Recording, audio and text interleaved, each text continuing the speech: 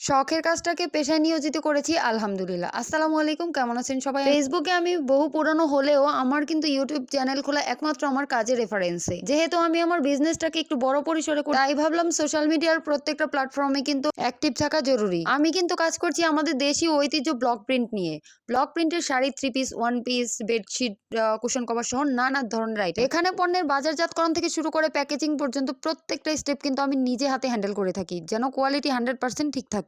ভিডিওর শুরুতে কিন্তু আপনাদের আমি দেখিয়েছি আমি একটা থান কাপড় থেকে কাপড় কেটে তারপর হচ্ছে জামা, সালোয়ার, ওড়না সবকিছুর কিন্তু মাপ নিয়ে তারপর কেটে নিয়েছি।